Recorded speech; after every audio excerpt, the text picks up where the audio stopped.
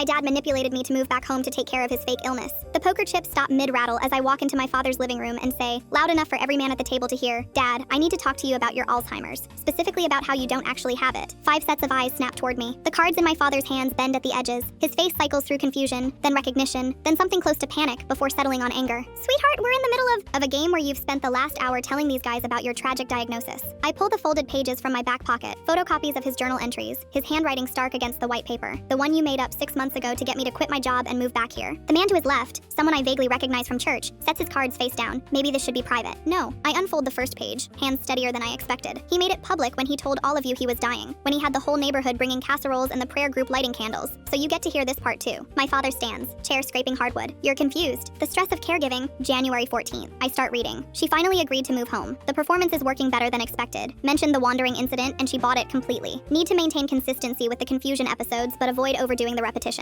I look up. That's your handwriting, Dad. Your journal. The one you kept hidden under paint cans in the garage workshop. The room goes silent except for the kitchen faucet dripping in the next room. My uncle, Dad's younger brother, pushes back from the table. His face has gone red. Tell me she's lying. She doesn't understand. February 3rd, I continue. She suggested a second neurologist opinion today. Shut it down by getting defensive. Can't risk real medical evaluation. The original doctor's note I showed her was just a printout I edited, but she never thought to verify. I pull out the second document, this one official letterhead. So I verified. Called your actual doctor, Dad. Got this in writing yesterday. No Alzheimer's diagnosis. No cognitive decline. No neurological concerns of any kind. The church guy stands. I brought you meals every Sunday. March 27th, I read. Voice harder now. She's talking about her gallery work like she misses it. Need to escalate the nighttime wandering episodes to keep her vigilant and exhausted. Can't let her have energy to question the situation. She abandoned her lease and her career. She's finally back where she belongs, taking care of me instead of wasting her life on art nobody wants. My uncle's hand hits the table, chips scattering across the felt surface, some bouncing to the floor. What the hell is wrong with you? Those are therapy exercises, my father tries, but his voice cracks. My therapist said, you don't have a therapist. I set the medical document on top of his cards. Your doctor confirmed that too. No referrals, no mental health treatment, nothing except annual physicals where you register as completely healthy for a man your age. The guy across from my uncle grabs his jacket from the chair back. I'm out. Wait! My father reaches toward him, but the man's already moving toward the door. The church guy follows. Won't meet my father's eyes as he passes. Please, my father says. But he's looking at me now, not them. You don't understand what it's been like. Alone in this house after your mother died. You left for 5 years and you disowned me, I say. For choosing art school. You told me I was dead to you and hung up when I called on your birthday. For 5 years. So you invented a terminal illness to force me back. To trap me here playing nurse to a healthy man who just wanted control. My uncle stands last, slowest, staring at his brother like he's never seen him before. You manipulative piece of work. You deserve to be alone. Full story on my channel below.